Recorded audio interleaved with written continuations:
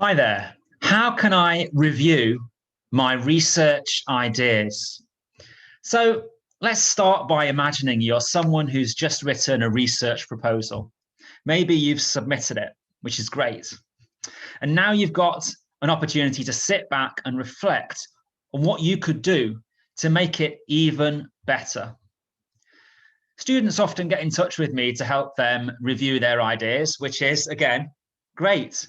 But what I want to do here is give you the tools to reflect yourself on how to take your research ideas to the next level. I'm going to suggest 3 key avenues for reviewing your research ideas.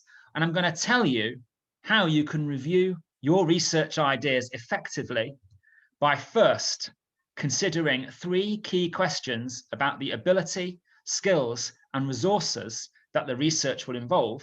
And secondly, by considering 1 key underlying aspect of your research ideas. And finally, by considering 2 key levels in the aims and objectives of your research. So, what are the 3 most important questions for you in reviewing your research ideas?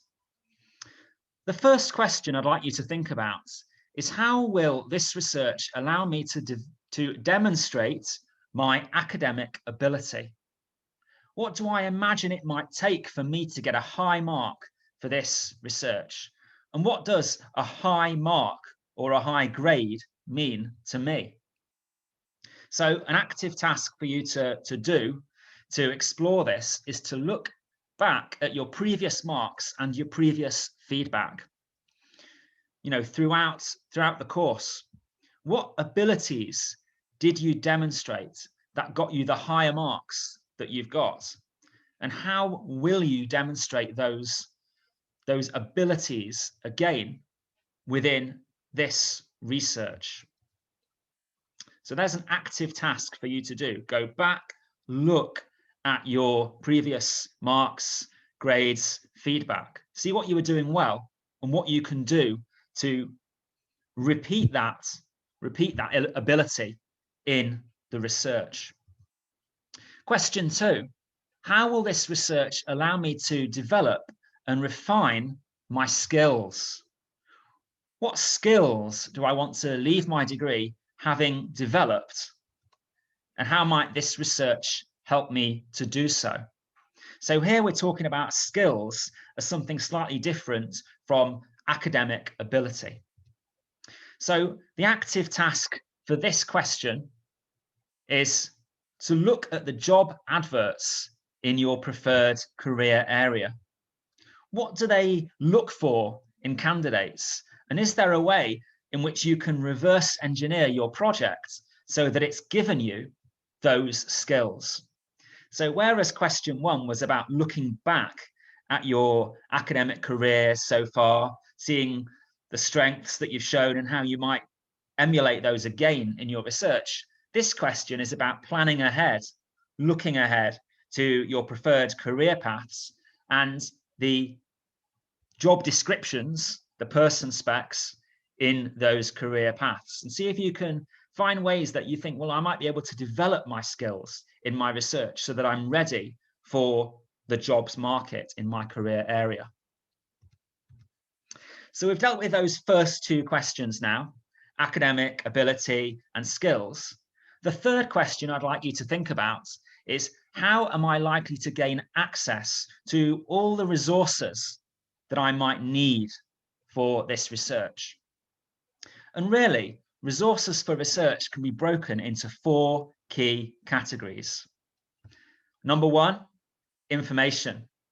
Number 2, people. And number 3, time. And number 4, material. So the active task for this question is to make a list of resources that you think you might need under those 4 categories: information, people, time, and material. It doesn't have to be a complete list. It can just be sketchy at this stage. And next to those resources, Write down any issues or answers you can think of right now in gaining access to each of those resources. So basically, we're looking at problems and solutions. So I've given you there 3 questions, and correspondingly, there are 3 tasks, active tasks that you can do to work through the ideas of academic ability, skills, and resources. Now I'm going to turn to a really key element in anybody's research proposal, and that is the core hypothesis, the main underlying idea in your research project. Now, what does this mean? What is the core hypothesis? Well, the core hypothesis in a research proposal starts with what you have already done. You've already framed a question or topic that you will be seeking to address. And the next thing to ask yourself is, what are the range or mix of possible answers that there might be to this question? So here, I want you to note 2 things. Firstly, answers is in inverted commas. It's in scare quotes. Because at this level, or indeed at any level, answers are not clear-cut, absolutely proven, etc. And the second thing I want you to note is this idea that there are going to be, or there should be even, a range or a mix of possible answers in your research. It is not a weakness to consider varied aspects of an argument or a case. Far from it. You can gain credit for doing so, for understanding that there are different potential perspectives and, as fully as possible, appreciating them.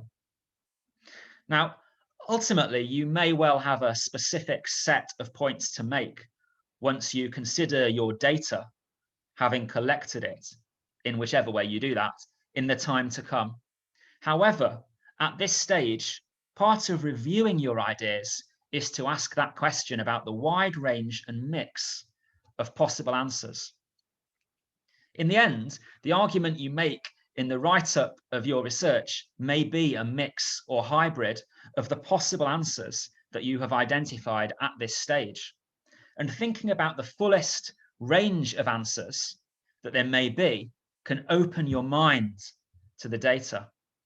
Indeed, it may also be that there is an answer you do not or cannot yet know at this stage. And if you map out the potential answers that you can see off the top of your head at this stage, it will strike you all the more forcibly when that as yet unseen answer arrives. And you'll also have a record of the fact that you had not considered that answer at the outset of your project. And if you journal that as you're going along, this could be good for your reflexive understanding of your research when it comes to the write-up. So finally, how can you evaluate your aims and objectives? And now I'm going to give you 2 levels to this process. Level 1 is your top line statement in your aims and objectives about your intent or purpose at a broad or general level. And this can relate to the outcome or product of your research. And you can look at it as a rephrasing of your proposed title with "this research will" at the beginning. To take an example from the history of education, social class in 20th century British education. So the top line research statement could be, "This research will examine the importance of children's social origins in their experience of education in Britain between 1900 and 2000. Now, a good way of evaluating the quality of this statement is to consider terminology. Are there any concepts or jargon, specialist words, that naturally fit within it or could make it more specialist and focused? and especially think about terminology that's relevant to the discipline area or cross-disciplinary field within which you are working, i.e. education studies. So our example, this research will examine the importance of children's social origins in their experience of education in Britain between 1900 and 2000. Let's change this to include educational terminology. So we have this research will examine the influence of children's social origins in their attainment and progression within UK education between 1900 and 2000. Indeed, having added that terminology, attainment and progression, we could also consider the significance of any factual information that could help reframe the question further. So let's explain. This can be done in the case of our example, social class in 20th century British education, because there are two important education acts at the beginning and end of the period. We have the 1918 Education Act and the 1988 Education Act. So if we take our new example, this research will examine the influence of children's social origins in their attainment and progression within UK education between 1900 and 2000.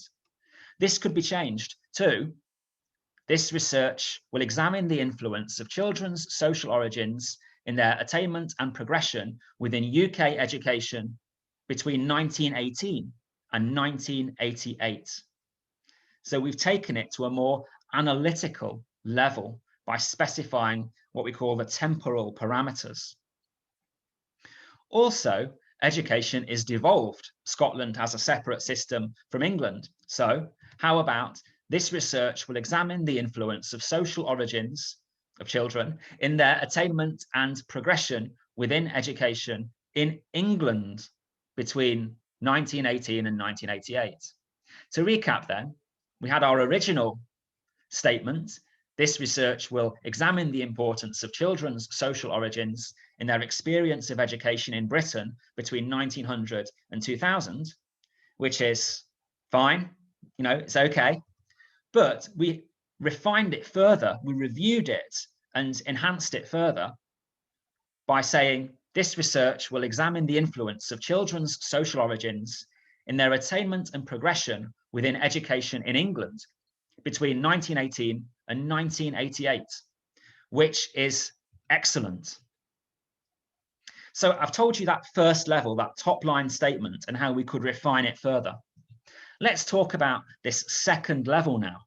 This second level is a list of smaller goals outlined in more specific terms, individual tasks that I will have to do to serve my ultimate aim. So stepping it out step by step. This list of goals can be evaluated using the technique known as SMART. So how are the various smaller goals that I put in front of me to achieve my ultimate objective in my research, how are they specific, measurable, achievable, realistic, and tangible? So once again, specific, measurable, in other words, what are the milestones? Achievable, realistic, and tangible. In other words, if they're tangible, will I be able to see the progress I am making? And if so, how? So make your goals, make your research, smaller research aims SMART. And once you've made them SMART, again, see if you can enhance them further to make them smarter. So I want you to think about the two levels to your aims and objectives. And I want you to think about those other two areas that we talked about in this video.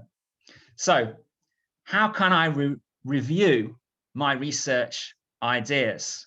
I hope that this video has served you in thinking about that issue further.